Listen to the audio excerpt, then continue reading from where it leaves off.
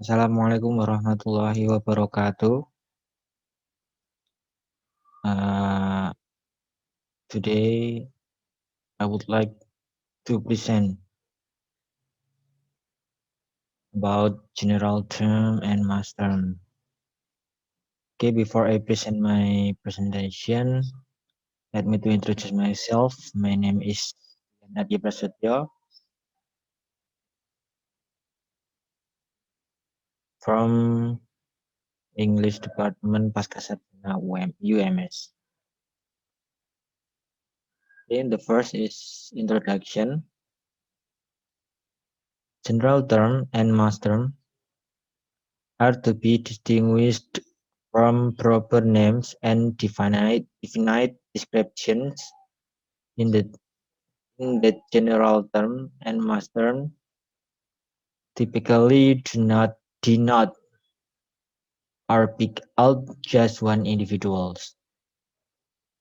And then a general term for ease of exposition, I will use general term rather than the more cumbrous general term and mass term, unless the distinction is relevant in the context, such as tiger or bachelor, can be applied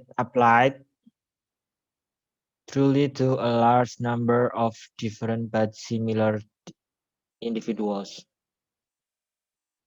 Until about the 80s, there was little to confess about this issue.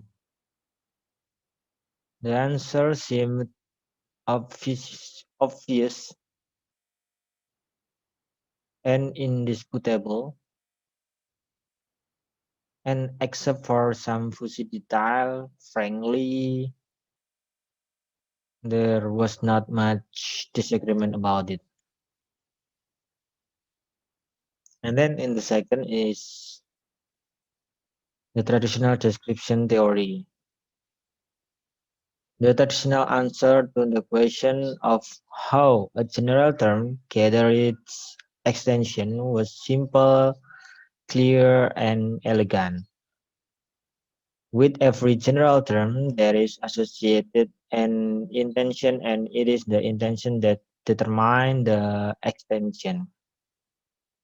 The simplest and clearest version of the traditional theory holds that each speaker of the language associates with each general term in her or his vocabulary a concept.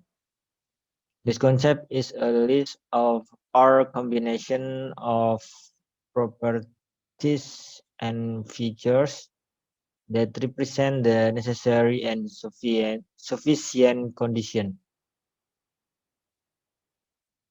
Okay, according to Putnam in 1996, page 57, in spite of the variety of metaphysical theories about the nature of concepts, this much was not the concepts were uninformed, uh, concepts were uniformly those of us as capable of being completely contained in or recollected by the mind, which was itself conceived of as a private theater isolated from other individual and from the external world. That is the mean of the mind.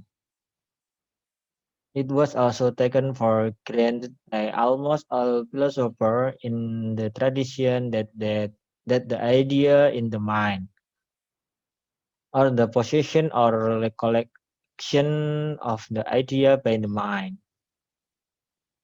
determine the extension of the name associated with the idea or concept. There is name, say dog, is true of a particular thing in as much as that particular thing falls under the concept in mind. And then according to Carnap, and his positive alias in Frege in 1892 and 1948, 49. The intention must be collection of observable features. Other of a more Platonic been held that the intention was an abstract universal grasped or collected by subjective concept in the mind of the speaker. And then Wittgenstein stated that among the modern variant of the traditional description theory is the family resembles or cluster. Standard lexical definition is the linguistic correlate of the concept associated with a term. We can say then that these truths are necessarily true by definition. They are purely analytic. This approach completely demystifies, demystifies the notion of necessity and periodicity. The traditional description theory is a forlorn endeavor. We should not leave it unappreciated. It is the very ideal of a philosophical theory. As note, it is simple, clear, and elegant. It offers a unified theory of the meaning and reference of general terms that ties together all those loose ends: meaning, reference, essence, definition, and concept, a periodicity, and etc. And then number three is Kripke and Putnam. The focus of Kripke and Putnam was on natural kind term, but was not by any means restricted to them. The attack work was coupled with and deeply informed by Kripke's work on proper names.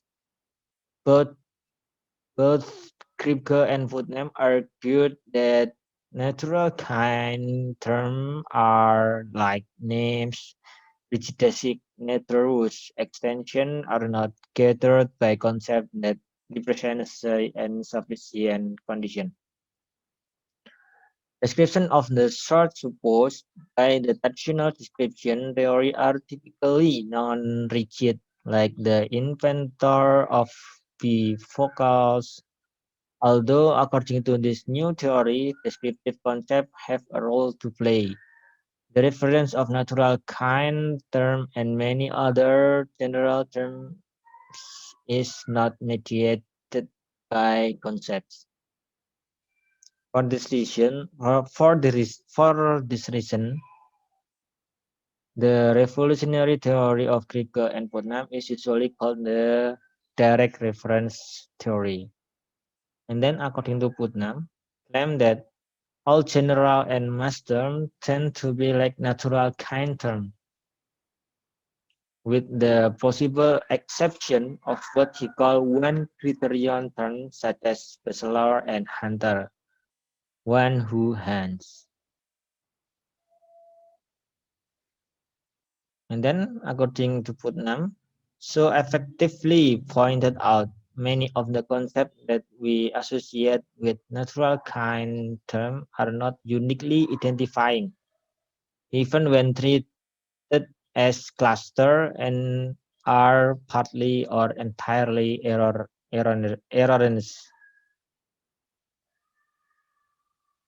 Putnam called the linguistic division of labor. I can refer to gold, talk about gold, forecast gold, etc. perfectly well without being able reliably to distinguish gold from non-gold because there are other in the community expert you found warm I can really, in short, there is linguistic division of labor. Certain general terms, those for natural kinds, have a greater kinship with proper name than is generally realized. This conclusion holds for certain for various species names, whether they are called nouns such as cat, tiger, chunk of gold, or mass terms such as gold, water, iron, pirates.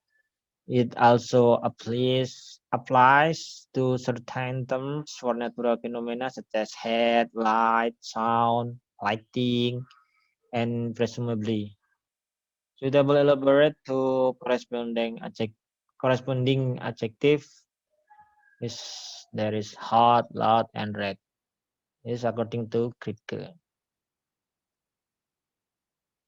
And then the number four, there is criticism of the direct theory.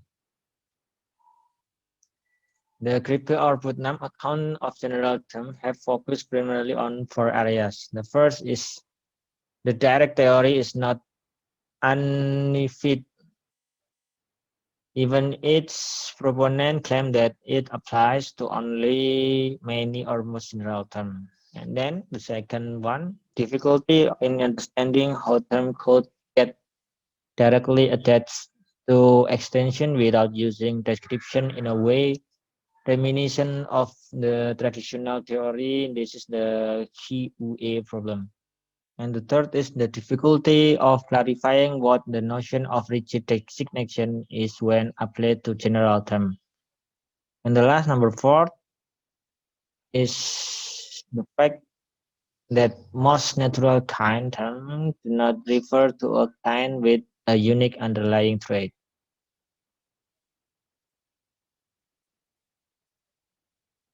And then number five is legacy of the direct theory.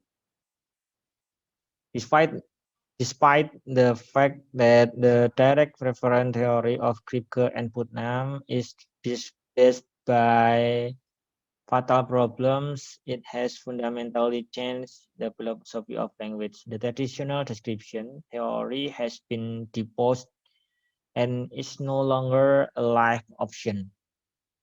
With the demise of both the direct theory of Kripke and Putnam and the traditional description theory, the hope for a single clear, unified, unified theory of the functioning of general terms dies as well. The recognition of the feature of language is called semantic externalism and is a permanent and valuable philosophical insight. The recognition of this feature of language is called semantic externalism and is a permanent, valuable philosophical insight. Work in the philosophy of language is having an impact on philosophy of mind in that the argument for semantic externalism are being extended to mental content.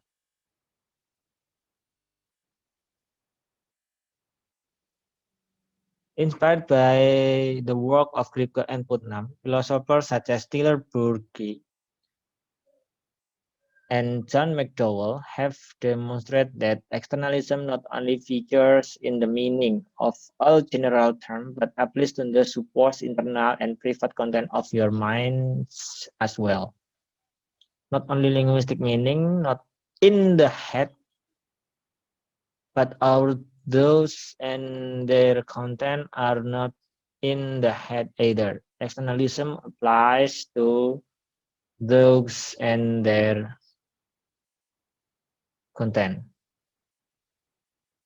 And then lastly, our understanding of empirical generalization about natural kinds is deeper now. Thanks to Kripke and Putnam, we cannot go back to viewing all tigers as animals as a priori and analytic, nor is it merely a contingent empirical generalization. It is necessarily true and express something essential to tiger, but not something that can be discovered by linguistic analysis.